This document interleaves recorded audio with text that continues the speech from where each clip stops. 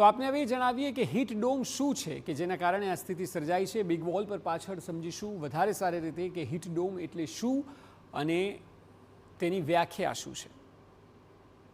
દેશમાં પડતી આકરી ગરમીનું કારણ હીટ ડોમની ઘટના છે, કારણ કે આ વખતે દેશના અલગ અલગ શહેરો 45 ડિગ્રીની આસપાસ અત્યારે પહોંચી ગયા છે। એપ્રિલમાં વધેલા તાપમાન માટે હીટ ડોમ જવાબદાર છે। અનેક શહેરોમાં તો 46 અને 47 ડિગ્રી સુધીનું તાપમાન એપ્રિલ મહિનામાં જ પહોંચી ગયું છે। હીટ ડોમને લીધે ગરમ હવાઓ જમીન પાસે રહી જાય છે કેદ, કારણ કે જેનું બાષ્પીભવન થવું જોઈએ તે નથી થતું અને તેને કારણે જમીન પાસે તે કેદ રહી જાય છે અને એટલા માટે ગરમીનું પ્રમાણ સતત વધે છે। વાયુમંડળમાં ઊંચા દબાણને લીધે અદૃશ્ય ઢાંકણીની રચના થાય છે અને એ અદૃશ્ય ઢાંકણીની રચના બાદ સતત ગરમી લોકોને મહેસૂસ થાય છે। ગરમ હવાને ઉપર જતાં તે રોકી દે છે અને જ્યારે તે રોકાઈ જાય ત્યારે જમીની સ્તરમાં ગરમી વધે છે અને જમીની સ્તરમાં જ્યારે ગરમી વધે ત્યારે સ્વાભાવિક છે કે લોકોને ગરમીનું પ્રમાણ સતત વધુ ને વધુ અનુભવાય છે।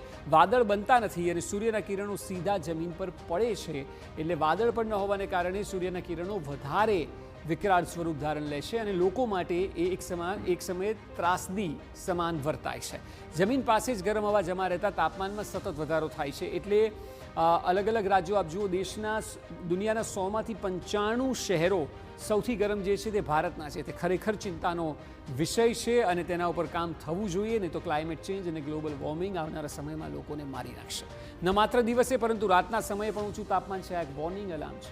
જે પ્રકારની સ્થિતિ અત્યારે સર્જાઈ છે, તમામ સરકારોએ રાજ્યથી લઈને દેશ સુધી આ વિષયો પર કામ કરવાનું છે, કારણ કે દુનિયા કામ કરી રહી છે। આપણે હજુ આ મુદ્દાઓ પર તો આવ્યા જ નથી।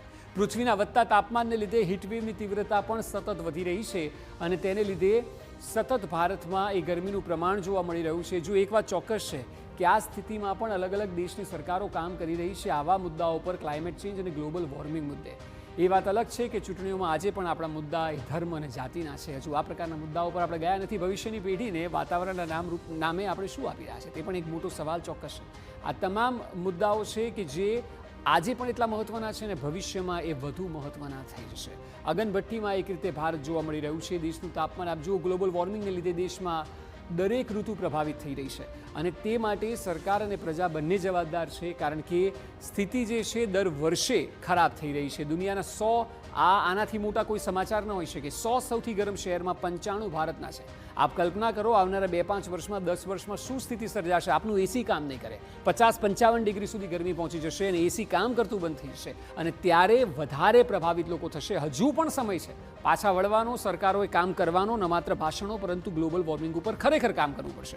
વિશ્વના 20 સૌથી ગરમ સ્થળોમાં 19 ભારતના છે અને આનાથી મોટી કોઈ ઘટના દેશ માટે ન હોઈ શકે કે જ્યાં આપે વાતાવરણ પર, ગ્લોબલ વોર્મિંગ ઉપર કલેક્ટિવલી કામ કરવું પડશે। એમાં પ્રજા અને સરકાર બંને સાથે રહીને સરકારનો હાથ ઉપર રહેશે, સરકાર નિર્ણયો લેશે, પ્રજા પાલન કરશે, તો પછી આ સ્થિતિ પર કાબૂ મેળવી શકાશે, નહીં તો હાથમાંથી વાત ગઈ।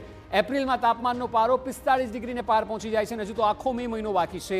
જૂનમાં પણ જ્યાં સુધી વરસાદ ન આવે ને વરસાદ પણ 2-4 વાર ન આવે ત્યાં સુધી ગરમી રહે છે। લોકો હેરાન પરેશાન થઈ જાય છે। ભારત તો 55% ભાગ આપ જુઓ હાઈ હિટ રિસ્ક ઝોનમાં છે અને આ ટકાવારી સતત વધી રહી છે। જો આજે કામ ન કર્યું તો આ 55ના 60, 60ના 65 અને 65ના 100 થતા વાર નહીં લાગે અને ત્યારે 50થી 55 ડિગ્રી ગરમી માટે લોકોએ તૈયાર રહેવું પડશે। આજે રાજકારણમાં મહત્વનો મુદ્દો આ હોવો જોઈએ, ન કે ધર્મ, ન કે જાત, ન કે ઓળખાણ, તારો મારો, આ કંઈ જ ન હોવું જોઈએ। એટલા માટે કારણ કે દુનિયા કામ કરી રહી છે, દુનિયા સતર્ક છે, ભારતે સતર્ક રહેવું પડશે। દુનિયાનું સરેરાશ તાપમાન 1 ડિગ્રી જેટલું વધી ગયું છે અને યુરોપના દેશો હોય, અમેરિકા જેવા મોટા દેશો હોય, તે ખરેખર ગ્લોબલ વોર્મિંગ ઉપર કામ કરી રહ્યા છે। 2026માં તાપમાન સામાન્યથી 1.44 ડિગ્રી વધુ નોંધાયું છે, એટલે આ પણ એક પ્રકારે ખતરાની ઘંટી છે જે આવનારા સમયમાં, આવનારા વર્ષોમાં જો ધ્યાન ન અપાયું તો વધી શકે છે। વધતા તાપમાનને લીધે દેશમાં અસહ્ય ગરમીનું ટોર્ચર છે। લોકો આજે પણ હીટવેવ